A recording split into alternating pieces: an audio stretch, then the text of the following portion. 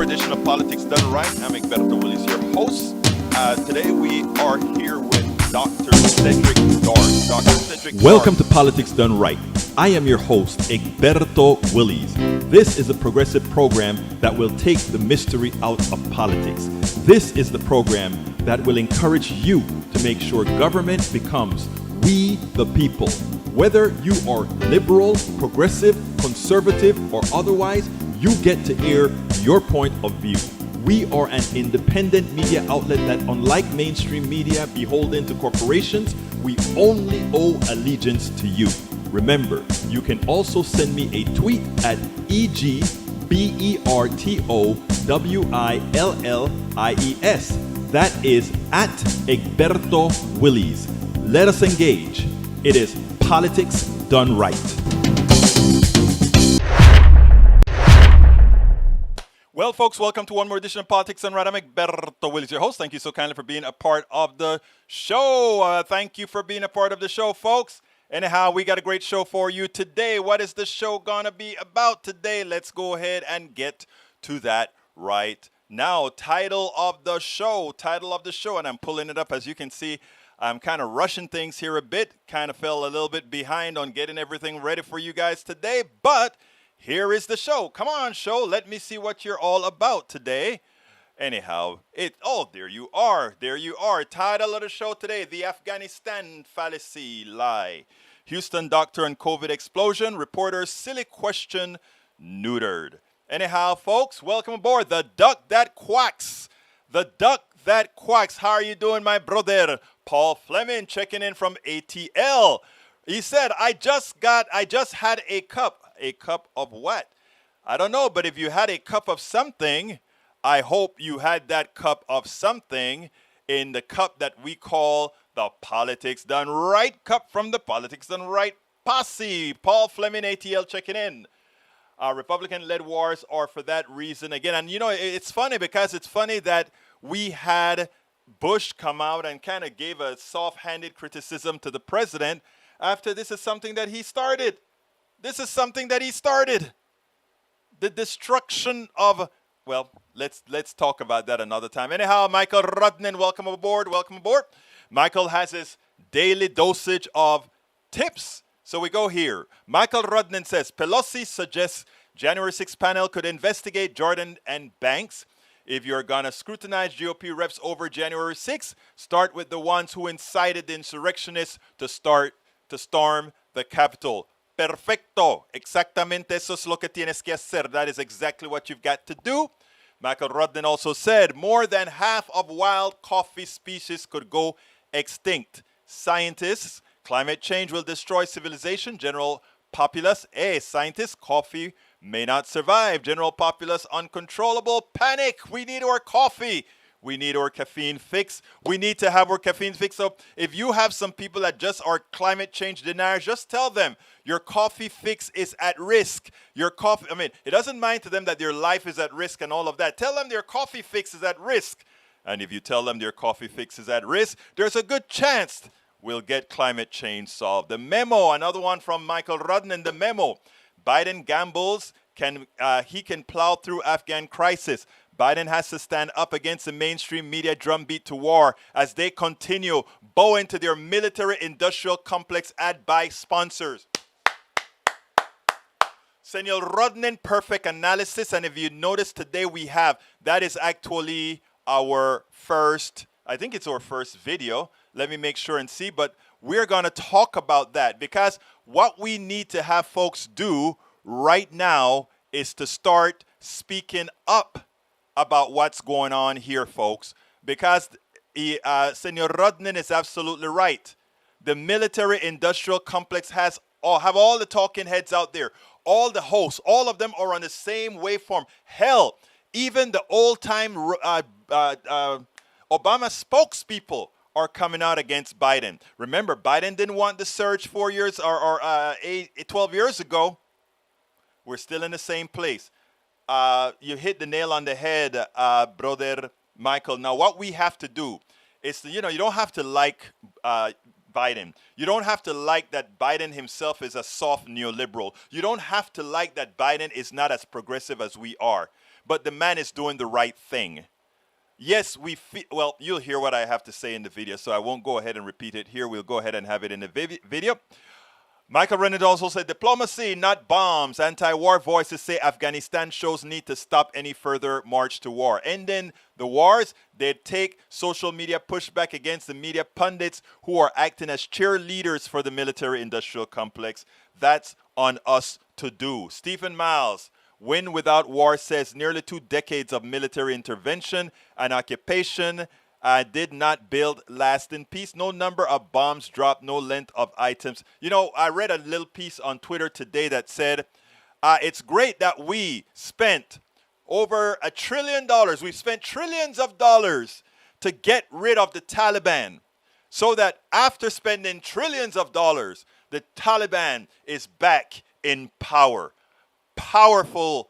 I didn't say it as eloquently as it was said in that tweet, but you guys get the drift. Well, last one from Michael Rudnin says, article from 1989, cut off the arms flow and let Afghans unite. With Soviet gone, U.S. should demand a referendum for self-determination. History doesn't repeat, but it sure rhymes a lot. Just this time, the roles are flipped between the U.S. and Russia. The Soviets have left Afghanistan, making the collapse of the besieged puppet regime in Kabul just a matter of time. President Bush has a unique opportunity to define a positive agenda for the future of that country. Yet, for now, he has chosen to merely affirm that the United States will continue to supply Afghan resistance with military assistance. Amazing, right? How easily things repeat themselves. They repeat, they repeat, they repeat, they repeat. All right, Paul Fleming said he'll order 2 cups today. Thank you very much, Paul. You're a good man. You can either do it right there on YouTube, or you can go directly to the link that I'm going to put on the screen right this minute. But anyhow, so Michael Rudnin, those were some very good prescient articles that you passed on there. So important, so important. There it is, the link for you, El Señor. All right, let's see what else we got here. Let's see what else we got here. Para ver. Rose Williams, hi everyone, having internet problems today. Rose, I command your internet to get better, but who the hell am I to command anything? But hey, I can try. Egberto Paul is replying to one of my comments. Arabica coffee is likely to go extinct in the next few decades due to climate change. Yeah, he was answering your comment, but he's also committing to buy 2 cups. Thank you very much, man. Eric Hayes, how about that president? I tell you what, how about the president? He has some pelotas.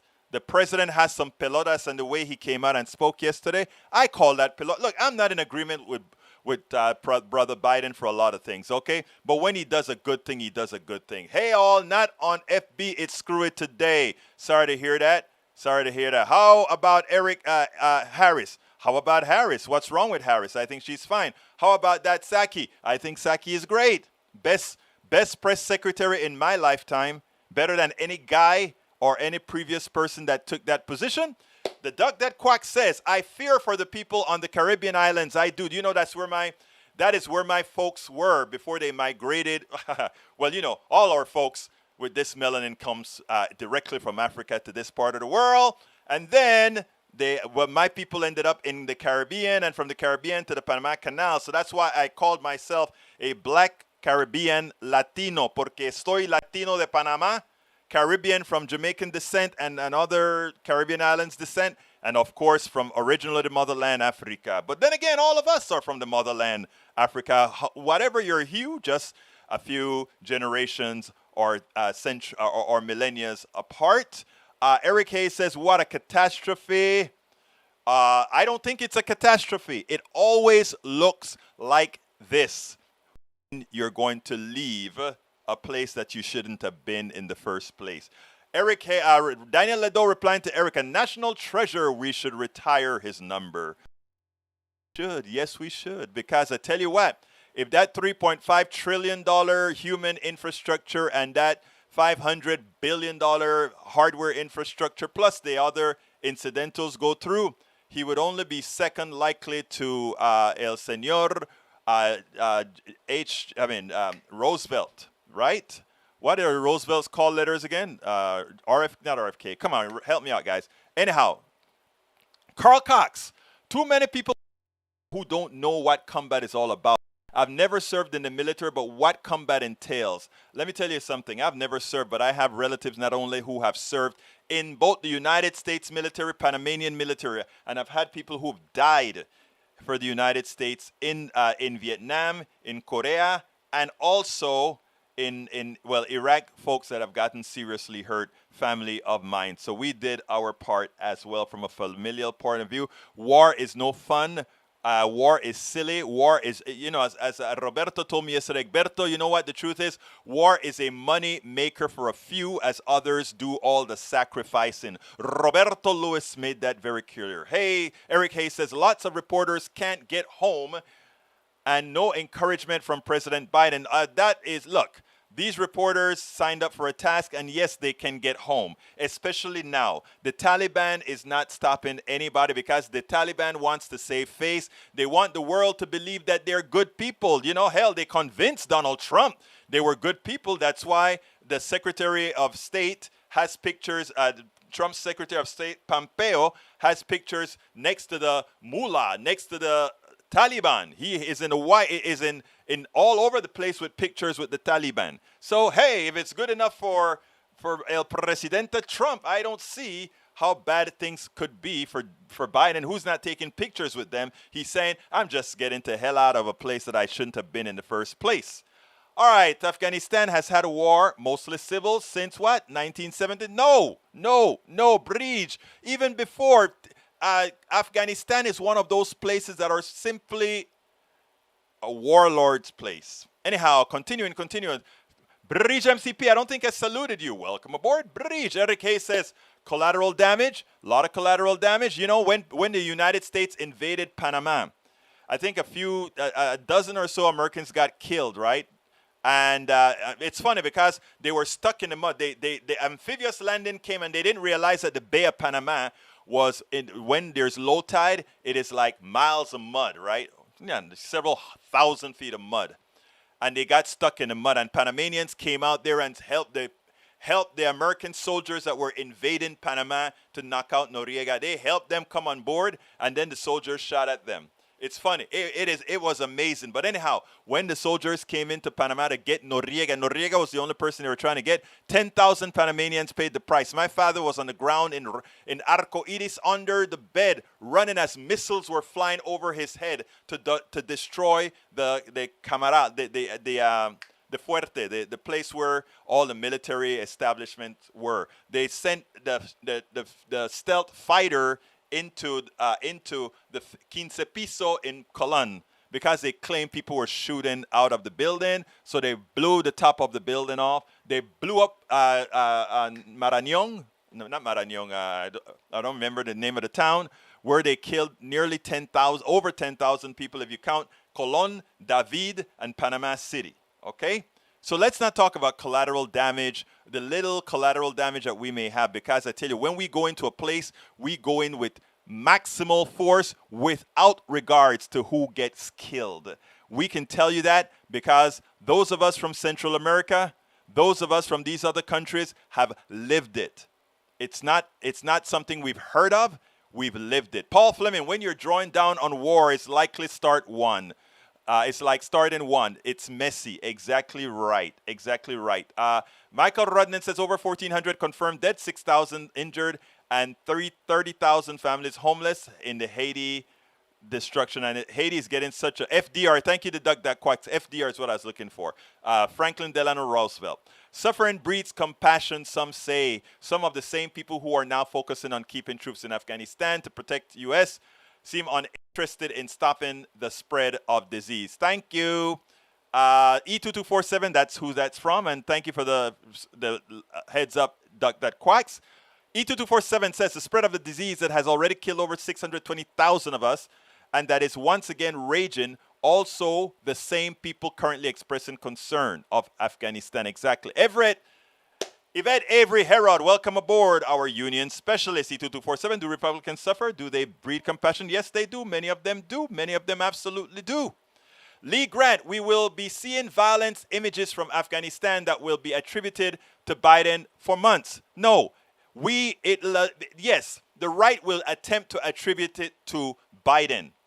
And if I were working for Biden or working for the team supporting Biden, I will then show all the mutilated American soldiers who were attempting to do the fighting for the men in Afghanistan who are now going to want to take away the rights from women. If they wanted their freedom, get up and fight for your freedom. A lot of these guys are said, oh, we left them alone. Look, if after 20 years and spending $85 billion in training and over $2 trillion to be in Afghanistan, how much more are we supposed to ask to provide? We should not have been there in the first place. A female presenter on an Afghan television station interviewed a Taliban official after they seized Afghanistan. The group's takeover has raised fears of a return to reprisal, property, and human rights violation from... And look, it's going to come back. They believe in Sharia law. And Sharia law doesn't have the equality of women and men. But you know what has to happen? We can't solve that problem. We can't. You have to ask yourself a question, right? American women fought for their freedom. Black people fought for their freedom when there was a corrupt institution taking it away from them. You know, we can't do it for the Afghans. I tell you, to put it bluntly, there's a difference that I had between Martin Luther King and Malcolm X. And the one difference was that when one don't fight as hard for their freedom, some believe it is so much easier to take it away. I leave that for your thought process, something we will have a full program on to discuss at some other time. Brian Miner says they were peacekeepers, not battle forces, and both parties wanted them out fast. Michael Rudnan, we'll see about the Taliban does know that they were retaking Afghanistan. If you want to know a man's true character, give him power. Paraphrase of a fake Lincoln quote. But if you see what the government did in Afghanistan, what they did is they took the money and ran. And what did the president do? As soon as he realized that, oh, the Taliban is getting to Kabul much faster, he got to hell out of Dodge, to hell with all the people in the country. He got out there. He didn't go down with his ship. Rose Williams, I'm so surprised that with all the criticism flying around about Afghanistan, but deserved and undeserved, no one has even mentioned the murder of the Kurds. Oh, you know something? Somebody did do that today. They did. But the long time silence is so true, Rose Williams. Eric Hayes also said Biden administration debacle period, and at least the press will hold them accountable. No, the press is a stooge of the defense industrial complex right now, because what Biden is doing to get out of Afghanistan is the right thing. Lee Grant, Biden's is in deep doo-doo. There's no spin in this. He's not going to be in deep doo-doo because the blogosphere is not going to fall for the crap coming out of the mainstream media on this one. Absolutely not.